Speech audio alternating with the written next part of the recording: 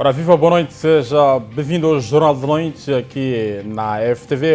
Hoje, domingo, estamos aqui para lhe proporcionar o melhor da atualidade nacional e internacional.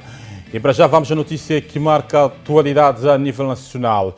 O antigo presidente da República, Armando Guebuza, admite que o país está em crise e apela aos moçambicanos a não desanimar. Ademais, Guebuza diz que as crises devem servir de experiência para não repetirmos os erros que nos levaram à mesma. Depois de algum tempo sem emitir opinião publicamente, Armando Guebuza veio a público esta semana para abordar os problemas sociais. Guebuza admite que o país está em crise e apela aos moçambicanos a se manterem fortes. Eu gostaria de juntar a minha voz à voz de outros moçambicanos de que este não é o momento de estar desmotivados. Este é o momento de dizermos: daqui temos que sair mais fortes. Como país, como nação, também como sociedade. Daqui devemos sair mais conhecedores, dada a experiência que estamos tendo neste momento. E daqui devemos levar as nossas crianças para patamares em que não assistam de novo, não vejam de novo, não vivam de novo estes momentos deste tipo de crises. Porque as crises também têm que mudar, não é? Temos que aprender delas para não repeti-las. Ademais, o antigo presidente diz que é preciso aprender dos erros para evitar novas crises no país. Eu uma vez entrei num avião e o avião voou. E pelo caminho, não sei porquê, o avião começou a ter... a tremer um pouco aí para baixo e para cima. Mas algum tempo ficou logo normal. E levou-nos ao destino. Portanto, temos momentos críticos, sim? Mas os momentos críticos não podem nem devem desanimar os moçambicanos. Com o objetivo claro de sairmos de momentos críticos quando sairmos mais unidos, mais reforçados e com mais experiência.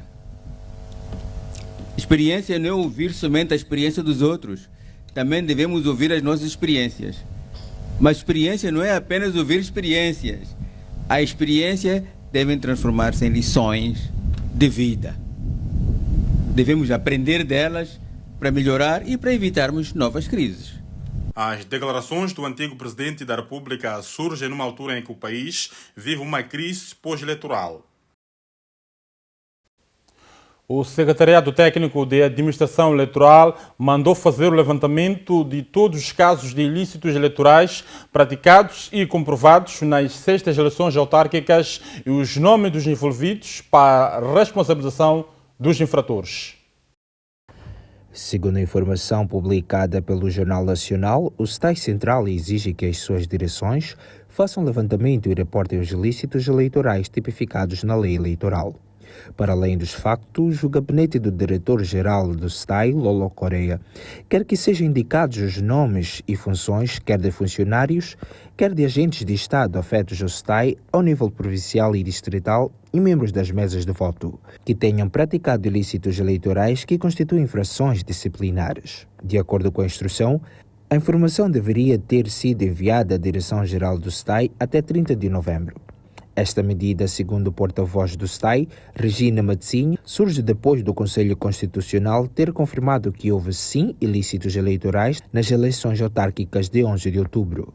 Mesmo antes dos pronunciamentos do Conselho Constitucional, a Comissão Nacional de Eleições, órgão responsável pela gestão do processo eleitoral no país, já tinha garantido estar atenta às irregularidades denunciadas por observadores e partidos políticos e prometeu ser implacável contra os agentes envolvidos nos ilícitos eleitorais. De acordo com o porta-voz da CNE, Paulo Quinica, o órgão será implacável para com os seus membros e agentes eleitorais envolvidos em ilícitos largamente reportados por observadores e partidos da oposição em quase todas as autarquias do país. Entretanto, Quinica assumiu que os ilícitos eleitorais reportados na contagem e apuramento de votos não podem ser dirimidos pela CNE. Nesta fase e pela natureza desses ilícitos, o órgão já não pode intervir, pois, nos termos da lei, são competentes os tribunais judiciais de distrito ou de cidade para a propositura de recursos em relação às reclamações, protestos ou contraprotestos não devidamente satisfeitos na mesa e, posteriormente, nas comissões de eleições distritais ou de cidade. Muito bem, depois de acompanharmos a nota de reportagem que dá conta daquilo que é o processo que poderá ser levado a cabo pelo STAI no âmbito dos processos, no âmbito do processo eleitoral que decorreu no país, e desde já junta-se a nós Gerson da Silva, que é jurista e ativista social. É com ele que vamos analisar alguns pontos que elegemos para o dia de hoje, relativamente àquilo que foi o pronunciamento do Tribunal Supremo, que reúne-se esta semana com os juízes dos tribunais distritais para analisar a decisão do Conselho Constitucional de ter, de alguma forma, usurpado, permita-me usar esse termo, as competências do Conselho Constitucional. E o Tribunal Supremo entende que não. Os tribunais distritais têm a competência de julgar os ilícitos eleitorais. Igualmente, vamos analisar sobre a investigação do STAI, que, na perspectiva de entender os ilícitos eleitorais, as pessoas envolvidas nos ilícitos eleitorais. Gerson da Silva, desde já agradeço pela sua presença aqui no jornal, na FTV, e pela sua presença. Boa noite. Muito boa noite, muito obrigado pelo convite. Queria agradecer a todos que nos veem do outro lado da tela. Obrigado pela sua participação, Gerson. Vamos começar com o primeiro tema, relativamente àquilo que fiz menção na minha parte introdutória em relação à decisão do porta-voz Pedro Nhantitima, que disse quanto do encontro que decorreu na celebração dos 45 anos, que houve uma reflexão e no meio disso o porta-voz disse que, na verdade, vai se reunir com os juízes, ou melhor, com os juízes, sim, a nível dos distritos para analisar essa questão, que é de alguma forma um caso polêmico que foi levantado a nível do país e que vários cultores de direito tiveram a divergir em relação à decisão do Conselho Constitucional. A primeira questão certamente acompanhou este debate e estes pronunciamentos do porta-voz do Tribunal Supremo. A minha primeira questão, como é que avalia estes pronunciamentos do porta-voz do Tribunal Supremo, olhando naquilo que foi o debate jurídico que foi produzido ao longo da semana, ao longo destas decisões que foram tomadas? Vimos professores de direito sim, a debruçar à volta disso, a dizer que não, o Conselho Constitucional de alguma forma agiu de forma excessiva ao retirar o poder de julgar os tribunais distritais. A sua análise em relação a este ponto? Bem, antes disso é preciso nós nos referirmos que o direito não é uma ciência acabada. Sempre irá despoletar várias teorias. Os grandes cultores do direito, os nossos professores, por sinal, eles já apresentam sempre opiniões divergentes, mas não quer dizer com isso que sejam opiniões acabadas. E se nós formos a olhar para o organigrama ou a hierarquia dos nossos tribunais, vamos perceber que os tribunais são subdivididos em quatro categorias, que é distritos, da província, Tribunal Superior de Recurso e, por último, o Tribunal Supremo. Nós estamos a falar nos casos normais, mas entendendo e considerando os casos excepcionais ou os casos especiais que os tribunais distritais acabam agindo, que é por lei, como tribunais da primeira instância, tribunais eleitorais, em casos no decurso das eleições, que por sua vez cabe um contencioso eleitoral, que por sua vez deve ser dirimido no Conselho Constitucional, que acaba também agindo como se de tribunal se tratasse. Nós sabemos de antemão que o Conselho Constitucional é para verificar a legalidade, a constitucionalidade das leis, mas abre-se uma exceção devido às suas competências para, nesses casos, nos pleitos eleitorais, que ocorrem em princípio de 5 em 5 anos, que cabe um recurso hierárquico, ou seja, um contencioso que vai por última instância, que não cabe o recurso ao Conselho Constitucional. Aí sempre irá divergir vários pontos de vista, mas a verdade é que existe uma espécie de uma desorganização jurídica ou judiciária, faço o termo, que face a essas situações sempre acabamos sempre culminando no benefício de um único denominador, que é o partido no poder. Quer me parecer, posso estar enganado, que esta desorganização é premeditada. Por este conflito, se formos a notar que os cultores do direito e as competências, mas no final das contas o partido que sai, a pessoa coletiva, nesse caso que é o Partido Frelimo, acaba saindo vitorioso neste, enquanto se discute, há uma espécie de uma manipulação da opinião pública e são arrastados os cultores de direito, feliz ou infelizmente, para este debate, e no final das coisas o essencial não se deslumbra nesta confusão jurídica. O que é o essencial? O essencial é saber, de certa forma, se as eleições formos a notar, vamos ver que há uma espécie de um apagão da opinião pública, porque o essencial são os ilícitos eleitorais, são as fraudes eleitorais. Isso não se discute. Estamos agora a passar para um outro paradigma em que duas instituições, por sinal do Estado, começam a discutir sobre as suas competências, se é competente o Tribunal do Distrito, não, porque cabe o Tribunal, o Conselho Constitucional. Parece que há uma intenção clara de poder manipular a opinião pública e se esquecer o essencial. Neste processo, o essencial é saber se as eleições foram justas e transparentes. Apresenta-se indícios claros que as eleições não foram justas.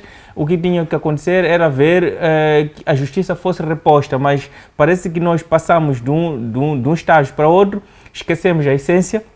Estamos a discutir agora sobre as competências de um ou do outro órgão, que no final das coisas, o que acontece? O partido no poder acaba se refugiando nessas confusões jurídicas para tirar benefício em torno disso, tudo que vai acontecer. Muito bem, Gerson da Silva, mesmo em jeito, fez relação a este ponto. Qual é a sua expectativa em relação a este encontro? Porque, por exemplo, o porta-voz do Tribunal Supremo disse, numa das suas intervenções, Pedro Nhatitima, que quem tem competência de dizer o que o Tribunal pode ou não fazer é a Assembleia da República na qualidade do órgão legislador, não o Conselho Constitucional. A sua análise dessas declarações, em jeito fez mesmo para corrermos para o segundo ponto. Bem, é preciso nós referirmos que o Conselho Constitucional, salvo erro, foi criado em 1990 e desta data até 2003 esteve a funcionar como um departamento, faço o termo, do Tribunal Supremo. De 2003 em diante é que foi retirado do Tribunal Supremo para ganhar autonomia administrativa, financeira, entre outras. Agora, face a essas observações do porta-voz, do juiz conselheiro, há que referir primeiro que é verdade que existem três poderes: poder legislativo, executivo e judicial, e o poder legislativo compete exclusivamente à Assembleia da República, mas, por sua vez, a verificação da constitucionalidade das leis, entre os excessos da própria lei, isto é verificado sempre no Conselho Constitucional. Direto ou indiretamente, o Conselho Constitucional está ligado a este processo. Se calhar poderia-se avançar, se calhar com limitações em termos de atuação, mas dizer que o Conselho Constitucional não é parte deste processo, eu também não iria concordar. Obrigado, Gerson. Mesmo, vamos que não matar o tempo, vamos mesmo para o nosso segundo tema, relativamente àquilo que é o secretariado técnico que abre uma investigação para entender sobre a questão dos envolvidos neste processo eleitoral. Gerson, é um processo tido como um dos mais fraudulentos na história do país e aqui o STAI parece, de alguma forma, manifestar o interesse de poder investigar e chegar ao bom porto, entender, na verdade, quem terá participado deste caso, que os nomes, e que isso possa culminar com a sua responsabilização. A sua expectativa em relação a este processo que o STAI está a abrir? Bem, este é um dos outros casos que se juntam a milhares e volto a dizer que isso é uma tentativa de manipulação da opinião pública, porque se formos a prestar atenção neste processo eleitoral, as fraudes ou os ilícitos eleitorais não aconteceram necessariamente no dia da votação.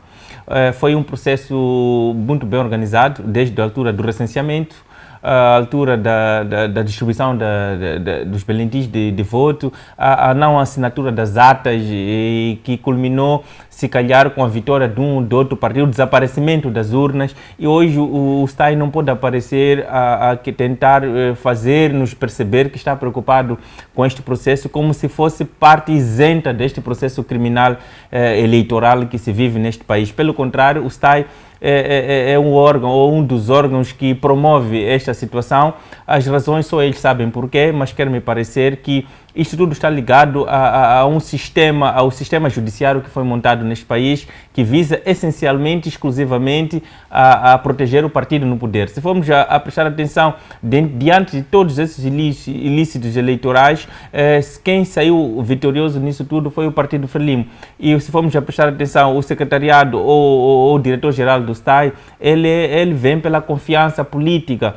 E quem nomeia o diretor-geral é o presidente do Partido Frelimo, que, por sinal, o presidente do Partido Frelimo é o presidente da República de Moçambique. Quer dizer, se nós formos a fundo, nós vamos perceber sempre que há uma estreita ligação entre os vícios que sejam vícios eleitorais, vícios jurídicos, tudo por detrás está sempre o partido no poder. Por quê? Porque as pessoas que lá estão, na verdade, não estão a defender mais nada senão o seu bem-estar, se não estão lá a defender os seus propósitos e, se calhar, a agenda pessoal. Bem, Gerson, este assunto, da verdade, acontece, e é preciso ter em conta que nós temos um processo eleitoral, temos mais um pleito eleitoral próximo ano, e que, de alguma forma, há uma narrativa construída na sociedade, uma forma generalizada que as instituições, tanto o STAI e a Comissão Nacional de Eleições, perderam prestígio e talvez no meio disso a STAI quer provar ou mostrar à sociedade que não esteve envolvido neste processo. De que forma essas instituições podem credibilizar-se olhando para aquilo que é o processo eleitoral que está fazendo? Bem, é muito difícil nós, hoje, pelo prazo, a separação deste processo eleitoral e o próximo que se avizinha, será quase impossível, porque isso implicaria necessariamente uma revisão da lei eleitoral. Uma das grandes razões para devolver a credibilidade, não sei se será fácil, seria os cargos ou os superiores dessas instituições, desses órgãos, como o diretor-geral do STAI, o presidente da Comissão das Eleições, fossem eleitos e não necessariamente nomeados. Isso o que quer dizer? Quer dizer que iria, de certa forma, minimizar os efeitos da pressão política que esses titulares desses cargos acabam sofrendo na altura que vão, de certa forma, aparecer para fazer gestão deste processo eleitoral. Se formos a notar, vamos perceber com exatidão que, enquanto o partido no poder sempre irá gozar vantagens em relação às outras forças políticas. Por quê? Primeiro porque o partido no poder não concorre em pé de igualdade com os partidos da oposição. Temos a semelhança ou a simples coincidência do partido, o presidente do Partido Frelimo ser o presidente do partido, ser o presidente do país e, por sua forma, isso gozar de certos privilégios. Por exemplo, o diretor-geral, o presidente da Comissão das Eleições, ele é eleito, é nomeado por confiança política. O presidente do Conselho Constitucional é nomeado por confiança política. O presidente do Tribunal Supremo é nomeado por confiança política e o comandante-geral da polícia é nomeado por confiança política. Estamos a falar de 4 pilares que influenciam massivamente para a decisão favorável ao Partido Frelimo e, por sua vez, existe o que nós chamamos, eu não sei se esses titulares desses cargos estão a cumprir uma agenda da nação ou se necessariamente estão a cumprir uma agenda partidária, porque se formos a ver, não existe sim o que nós chamamos de sigilo profissional, mas se calhar existe um pacto por detrás disso tudo que não se consegue trazer à tona quais são as razões, mas eu só vejo uma só, que é a mais simples e a mais sensata, no meu ponto de vista, que no fundo esses titulares, se a continuarem sendo eleitos, sendo nomeados pelo presidente do Partido Frelimo, que por sinal é o presidente de Moçambique, nós sempre iremos ter os mesmos problemas, mas em épocas diferentes. Se formos a visitar um bocadinho as outras eleições, não diferenciou muito dos problemas que estão a acontecer, só que com algo diferente desta vez, que a Renamo foi essas eleições sem armas de fogo. E isso, de certa forma, minimizou os efeitos, porque senão seriam de novo os tiroteios nas estradas, enfim, voltávamos sempre a estaca zero. Ou seja, nós vivemos os mesmos problemas em épocas diferentes, porque o sistema, o panorama jurídico está desenhado necessariamente para defender o Partido Frelimo. Gerson da Silva, muito obrigado pela sua presença que nos ajudou a analisar esses dois pontos que elegemos para o dia de hoje, domingo, aqui no Jornal da Noite, em que estivemos a destacar aquilo que o encontro que vai decorrer esta semana, também a investigação que está sendo levada a cabo pelo STAI. São esses pontos que estivemos a analisar em relação àquilo que que marca a atualidade nacional. E nós continuamos com o essencial da informação aqui no Jornal da Noite. O especialista em assuntos militares, Luís Bernardino, diz que a comunidade dos países de língua portuguesa será um instrumento muito forte nos próximos anos em matéria de defesa e segurança, com vista a fortalecer forças militares dos países membros para impedir agressões externas.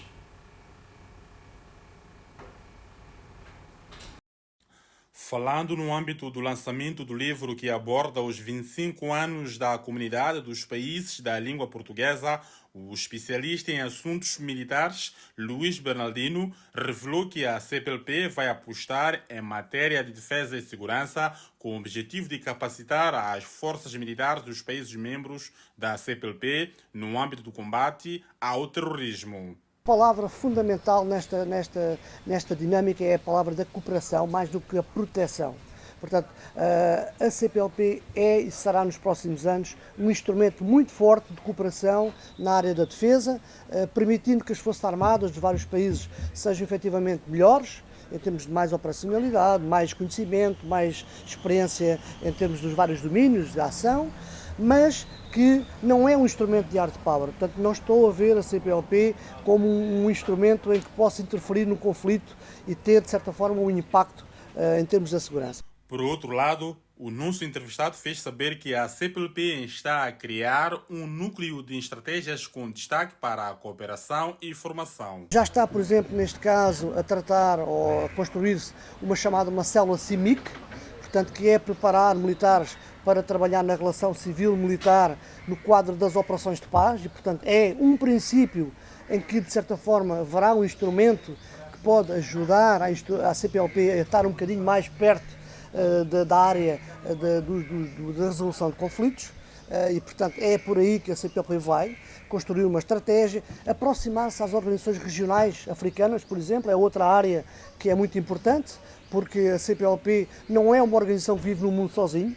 Portanto, é preciso trabalhar ao nível da cooperação bilateral, multilateral, da cooperação bimultilateral, ou seja, integrando aquilo que os Estados fazem nas organizações e, portanto, a CPLP é, de facto, um potente instrumento de política externa.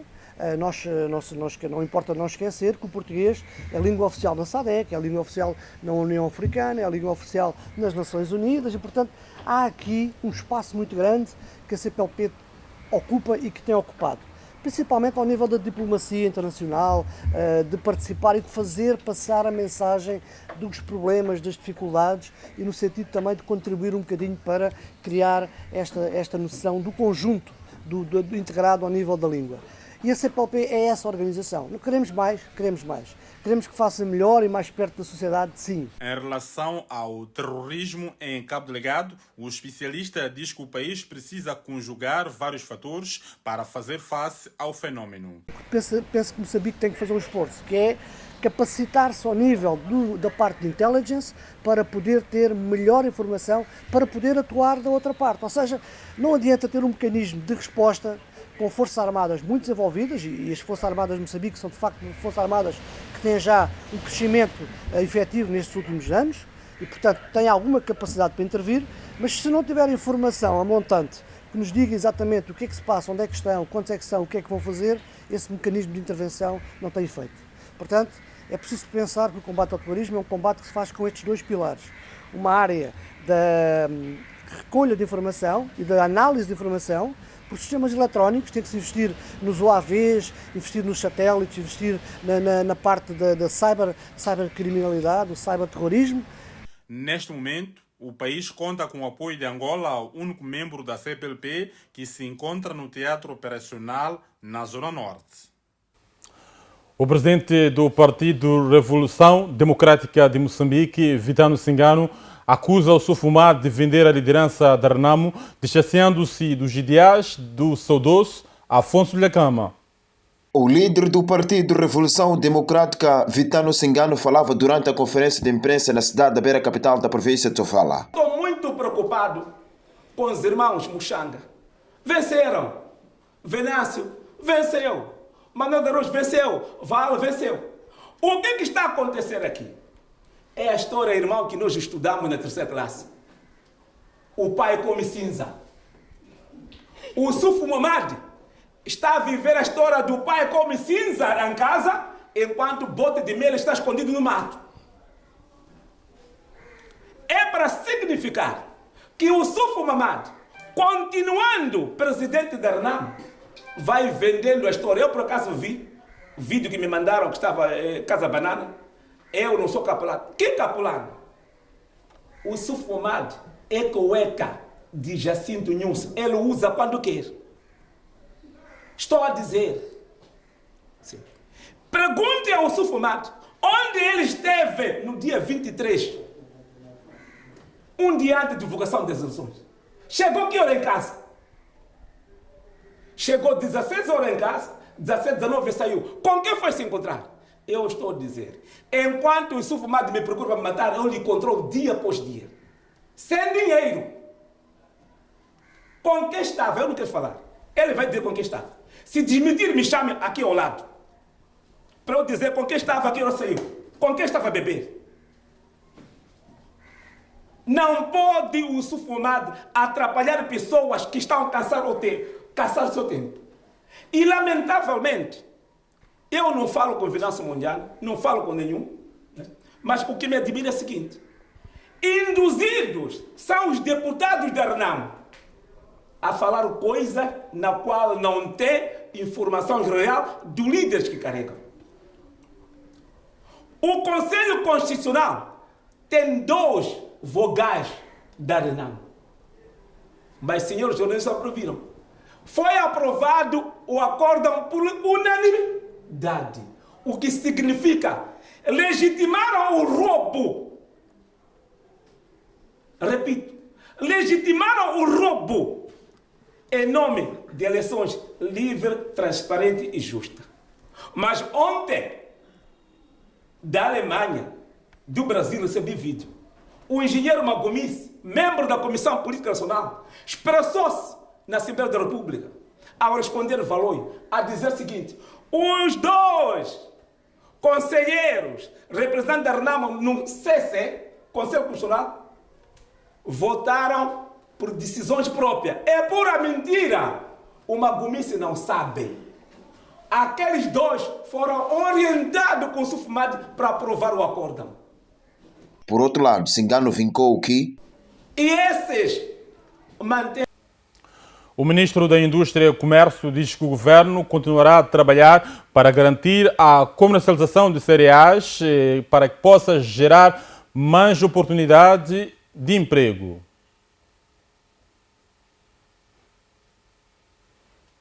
Neste sentido, assinala-se ser necessário garantir a qualidade dos produtos agrícolas através de tecnologias resilientes em mudanças climáticas, de forma que a comercialização, armazenamento, processamento e exportação sejam possíveis. Constitui uma das atribuições nucleares do Instituto de Cereais de Moçambique, Instituto Público, este que é tutelado pelo Ministro da Indústria e Comércio, ser agente de comercialização do último recurso, promover o fomento, estruturação, dinamização e modernização da cadeia de valor da comercialização agrícola de cereais, com impacto no desenvolvimento da agroindústria. É neste quadro que o Ministério da Indústria e Comércio, e através do ICM e em parceria com o IGC, desenvolveu o estudo do ecossistema da cadeia de produção de milho com maior ênfase para a componente comercialização, com vista a contribuir ao desenvolvimento de políticas adequadas para estimular o crescimento do comércio interno e externo de produtos agrícolas. Na ocasião, o dirigente disse que Recentemente foi lançada a iniciativa presencial para a industrialização de Moçambique, o PRONAI, e o objetivo é contribuir também para a substituição de importações, aumentar o consumo dos produtos nacionais e aumentar o emprego e geração de renda para jovens e mulheres moçambicanos. O estudo que vamos aqui ter a oportunidade de ser partilhado adotou uma abordagem com base na literatura sobre a cadeia de valor do milho em Moçambique e entrevistas qualitativas com produtores que também teremos a oportunidade de ouvi-los, comerciantes, intermediários e gestores públicos do setor do milho em Sofala, Manica, Zambésia e Nampula. A agricultura é a base de rendimento de várias famílias moçambicanas. Luís Macaring, Cortiço Mulher, Nampula. A polícia da República de Moçambique deteve um casal acusado de espancar até a morte um suposto ladrão no distrito de Niquadala, na Zambésia. O porta-voz do Comando Provincial da PRM na Zambésia, Sidney Ronzo, avança que o casal procedeu de maneira errada ao desferir golpes contra o cidadão, o que traduz-se na justiça pelas próprias mãos, ao invés de encaminhar o mesmo pelas autoridades policiais, ao que classificou de improcedente a tal atitude por parte do casal. Um estabelecimento comercial que foi vítima de roubo e os proprietários deste mesmo estabelecimento comercial teriam identificado uma parte dos indivíduos que se fizeram no intuito de retirar de lá os bens que estão a ser comercializados e, a mando dos proprietários deste mesmo estabelecimento comercial, 4 indivíduos foram até a residência de uma das pessoas que tinha sido identificada, trouxeram esta mesma pessoa até a residência dos proprietários deste estabelecimento comercial. Lonzo disse que o casal será responsabilizado pela morte do cidadão que viria a perder a vida depois de ser torturado no estabelecimento comercial, onde presume-se que este terá frequentemente roubado produtos no local. Este indivíduo foi submetido a uma tortura e veio a perder a vida na residência dos proprietários deste estabelecimento comercial. Tivemos a informação junto do familiar desta vítima, fomos imediatamente àquele local e quando chegamos, infelizmente, a vítima já teria perdido a vida. Indivíduos sob nossa custódia, referir que no processo de detenção desses indivíduos conseguimos deter 3, os mais 2 estão agora em fuga. Portanto, estamos a trabalhar para conseguir localizar. As autoridades policiais na Zambésia desencorajam esse tipo de comportamento por parte dos cidadãos que têm opcionado pela justiça pelas próprias mãos.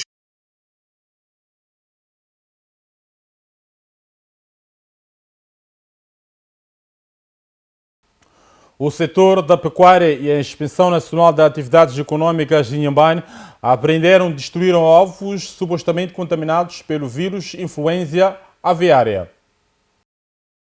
Foi suspensa a importação de aves domésticas e selvagens e outros produtos avícolas vindos da vizinha África do Sul, devido ao surto da gripe das aves denominada influenza aviária. Vamos trabalhar no sentido de encontrar todos os produtos avícolas que estejam nestas condições, portanto, que vieram da República da África do Sul, que nós, como Moçambique, não emitimos nenhum documento de importação. Estamos numa situação de interdição, vamos recolher, vamos destruir, porque é um prejuízo para a nossa própria economia. A medida foi tomada depois de terem sido sacrificadas um pouco mais de 400 mil galinhas no distrito de Murumbene, província de Inhambane. Mesmo depois desta medida, há ainda cidadãos que temam importar estes produtos. No âmbito da fiscalização levada a cabo pelo setor pecuário e a Inspeção Nacional de Atividades Econômicas, foram apreendidos ovos vindo da vizinha África do Sul, supostamente contaminados pelo vírus, e estavam sendo comercializados na cidade da Machixe. Trata-se da apreensão de ovo que era comercializado em 2 estabelecimentos, passa a repetição, comerciais aqui na cidade da Machixe. E são ovos de proveniência duvidosa, tanto que está interdito a importação de aves, assim como os seus derivados, da África do Sul devido à gripe aviária. Exortar os agentes econômicos para que não possam adquirir produtos de origem duvidosa, ou seja, devem adquirir em sítios credíveis, ou seja, em locais credíveis e certificados. A INAI e o setor da pecuária destruíram e incineraram os ovos já apreendidos. Foi incinerado 75 dúzias de ovos, estes apreendidos uma certa quantidade numa mercearia, a outra num contentor. É preciso aqui dizer que esforços vão continuar, porque nós precisamos rastrear para poder encontrar o grande fornecedor destes. Eu não acredito que sejam estas poucas quantidades que tenham saído na África do Sul, percorrer todos esses quilómetros para chegar aqui. Mas nós, como província, na colaboração com as outras instituições, como já dizia, vamos trabalhar no sentido de encontrar todos os produtos avícolas que estejam nestas condições, portanto, que vieram da República da África do Sul. As autoridades nesta parcela do país dizem que irão continuar a trabalhar tudo para evitar a entrada de produtos avícolas contaminados pelo vírus da gripe influenza aviária. E a notícia que nos chega de Inhambane nos leva à previsão do tempo para saber como se comporta a temperatura no dia em todo o país.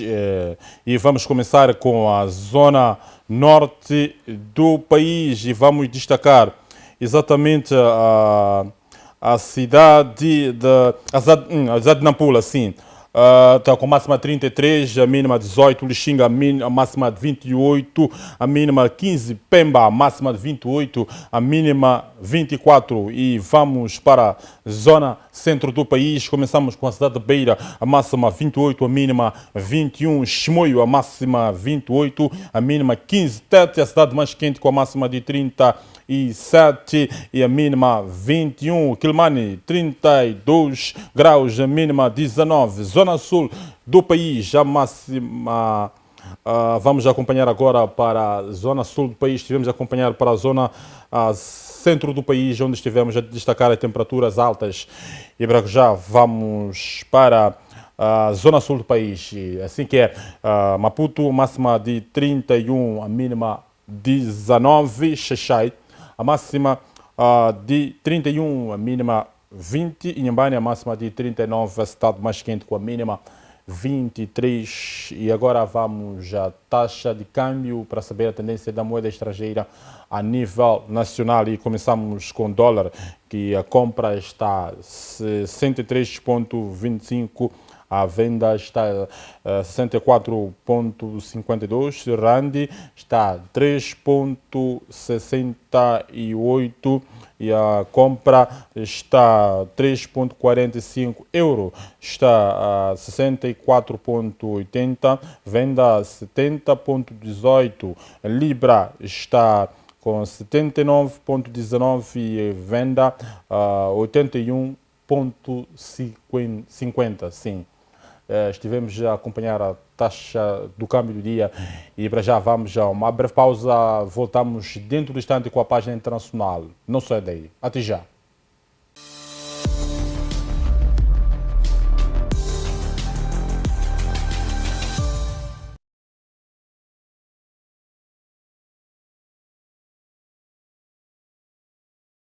Neste Natal, transforme a tua casa num verdadeiro cinema, com os melhores filmes e animação nos nossos novos canais Hollywood, Panda Kids e Boing.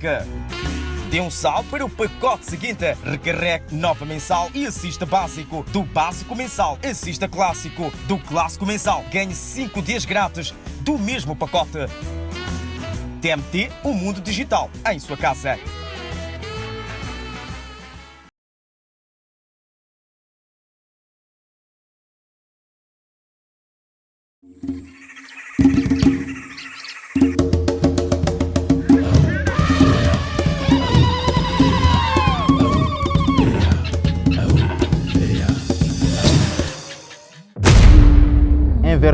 Em verdade vos digo, quem ouve a minha palavra e crê naquele que me enviou, tem a vida eterna, não entra em juízo,